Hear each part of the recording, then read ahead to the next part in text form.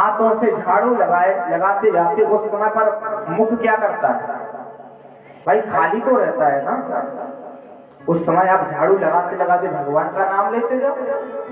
भाई भगवान का मुख मुंह से लेना है और काम हाथ से होना है। तो उस समय पर आप काम भी करते जाओगी और भगवान का स्मरण भी होता जाएगा। क्योंकि मुंह से तो झाड़ू नहीं लगाता ना आदमी, उस समय पर मुंह खाली है आपका, तो आप भगवान का सहज में आप नाम ले सकते हो। जब हम खाना बनाते हैं, भोजन बनाते हैं, तो भोजन भी हाथ से बनाया जाता है। उस समय पर मुंह तो खाली रहता है ना, तो उस समय पर हम लोगों से बात ना करते हुए कम से कम 5 मिनट ही भगवान को भज लो। हमारे ब्रज में तो संत महात्मा कहो करें कि भैया यदि भगवान का स्मरण करते करते भोजन बनाया जाए तो उस भोजन में हमारा स्वाद ही कुछ अलग होता है। क्योंकि आपने जब भोजन बनाया तो ठाकुर जी का स्मरण किया है, तो जब स्मरण किया तो वो भोजन कितना भी खराब बना होगा फिर भी उसमें एक बढ़िया सा स्वाद आपको मिलेगा खाने में। और जब वही प्रसाद बनने के बाद हम ठाकुर जी को अर्पित कर देते हैं, प्रसाद जब वो बन जाता है तो महाराज वो स्वादिष्ट भोजन बन जाता है। माना कि भगवान आपके प्रसाद को खाते नहीं है, और सही बात है कि भगवान खाते नहीं है। यदि खाते होते तो आदमी खिलाता ही नहीं। अभी खाते नहीं है तब नहीं खिलाता, और यदि खाने लगते तो फिर कैसे खिलाता भाई? इसलिए भगवान की भक्ति करना बहुत सरल है, बहुत सरल। जो भी करो, जब भी करो, अर्पण करो भगवान को। एक महात्मा जी थे, महात्मा जी रास्ते से गुजर रहे थे, तो उन्होंने देखा कि एक रास्ते में एक व्यक्ति पत्थर को छांट रहा है, हथौड़ा छेनी हाथ में लिए हुए और पत्थर को छांट रहा है। महात्मा जी ने जाकर उससे पूछा, बेटा ये क्या कर रहे हो? उसने कुछ जवाब नहीं दिया। दूसरी बार फिर महात्मा जी ने पूछा, बेटा ये क्या कर रहे हो? चिल्लाकर बोला, अरे तुम्हें क्या करना है, क्या कर रहे हैं? जाओ, सीधे रास्ता नहीं दिख रहा है। महात्मा जी चले गए। भाई वो गुस्सा होगा, चिल्लाकर बोला। थोड़े आगे चले तो दूसरा व्यक्ति भी पत्थर को काट रहा था, वो भी हाथ में छेनी हथौड़ा लिए पत्थर को काट रहा है। महात्मा जी ने उससे वही प्रश्न किया, बेटा ये क्या कर रहे हो? जब महात्मा जी ने पूछा तो दूसरे ने कहा, महाराज जी हमें पता नहीं हम क्या कर रहे हैं, हम तो केवल पत्थर को छांट रहे हैं और अपना पेट भर रहे हैं। पत्थर को छांटते हैं, मजूरी मिलती, उसी से हम अपना पेट भर रहे हैं और हमें कुछ भी पता नहीं है। महात्मा जी ने कहा, ठीक है बेटा पेट भरो।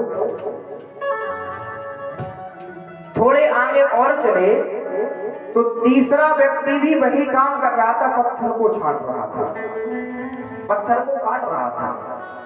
महात्मा जी ने वही प्रश्न तीसरे व्यक्ति से कहा, बेटा ये क्या कर रहे हो? उसने जैसे ही देखा कि कोई महाराज जी हैं, उसने पहले प्रणाम किया, महाराज जी प्रणाम। महाराज जी ने आशीर्वाद दिया, महाराज जी मेरी तो कोई औकात नहीं है, इसलिए मैं तो केवल सेवा कर रहा हूं। और जो आप पूछ रहे हो क्या, महाराज जी एक मंदिर का निर्माण हो रहा है, उस मंदिर के निर्माण के लिए पत्थर छांटा जा रहा है, इसी पत्थर से मंदिर का निर्माण होगा। इसलिए महाराज हम तो अपने आपसे मंदिर नहीं बनवा सकते हैं, इसलिए हम तो ठाकुर जी की सेवा कर रहे हैं। महात्मा जी गदगद हो गए। कहने का तात्पर्य है, पहला व्यक्ति से पूछा गया तू क्या कर रहा है भाई, तो उसने झल्लाकर जवाब दिया। कहने का तात्पर्य पत्थर को व्यक्ति छांट रहा है और पत्थर को छांटते छांटते स्वयं पत्थर बन गया।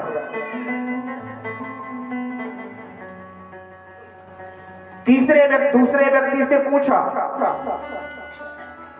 कि भाई क्या कर रहे हो? उसने कहा हम अपना पेट भर रहे हैं। तो क्या ये जीवन पेट भरने के लिए ही मिला? भाई पेट तो पहला व्यक्ति भी भर रहा है, दूसरा भी भर रहा है और तीसरा भी भर रहा है, पर तीसरे व्यक्ति ने जो जवाब दिया कि महाराज हम तो ठाकुर जी की सेवा कर रहे हैं, तो उसकी सेवा भी हो रही है और उसकी मेहनत आने का उसे पैसा भी मिल रहा है। काम तीनों कर रहे हैं पर भावना तीनों की अलग है। इसलिए काम जो भी करो आप ठाकुर को याद करते हुए काम करते चलो, वही आपकी भक्ति बन जाएगी। यह हमें याद रखना है, क्योंकि युगों युगों से जैसे चमके सूरज चांद सितारे, एक दिन वैसे ही चमकेंगे तेरे भाग्य सितारे। घर का काम किए जा और राम का नाम लिए जा, यही महाराज सबसे सरल भक्ति है। इसी से आपके घर में धन की वृद्धि होगी, इसी से आपके घर में एक प्रेम बना रहेगा और आपका जीवन भी इसी भक्ति से संभल जाएगा।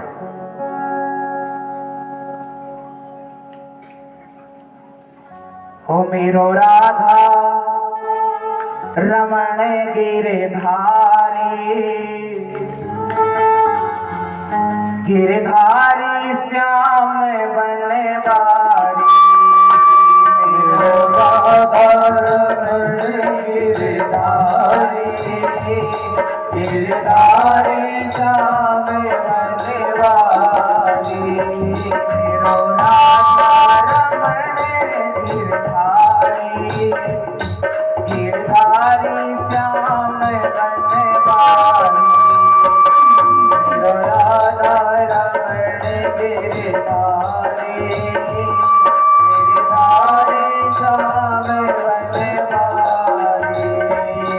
गिरधारी श्याम बनवारी, गिरधारी श्याम बनवारी। गिरधारी श्याम बनवारी, गिरधारी श्याम बनवारी। मेरो राधा मेरो राधा, मेरो राधा रमण गिरधारी,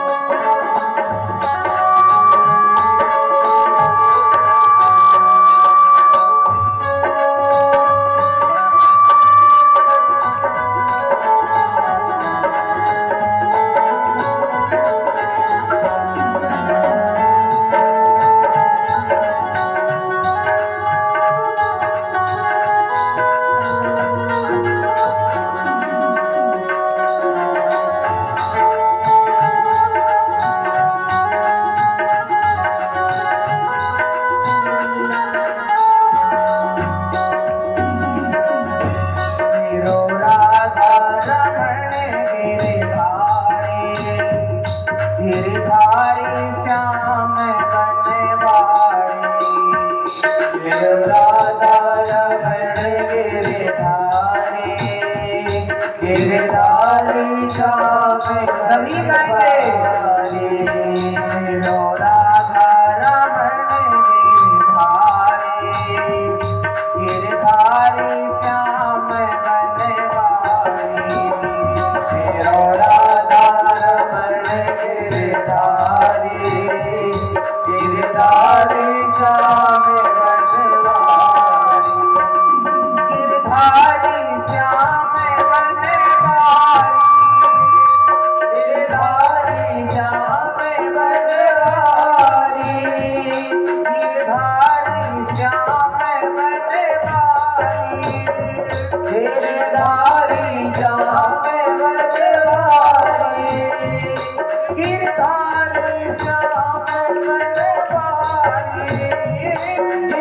गिरधारी श्याम गढ़वारी, मेरो राधा रमण गिरधारी, गिरधारी श्याम गढ़वारी, मेरो राधा रमण गिरधारी, गिरधारी श्याम गढ़वारी, गिरधारी श्याम गढ़वारी, गिरधारी श्याम गढ़वारी, गिरधारी श्याम गढ़वारी, गिरधारी श्याम गढ़वारी, गिरधारी श्याम गढ़वारी, गिरधारी श्याम गढ़वारी। बोले भक्त वत्सल भगवान की।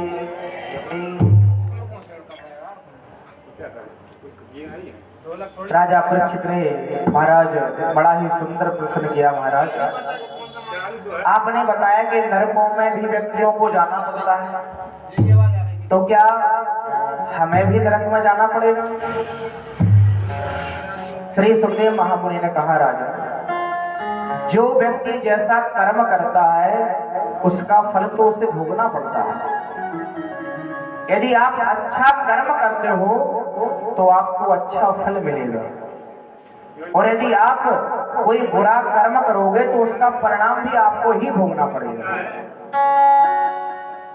ऐसा नहीं हमने किया हमारे घर वालों को भोगना पड़े, नहीं।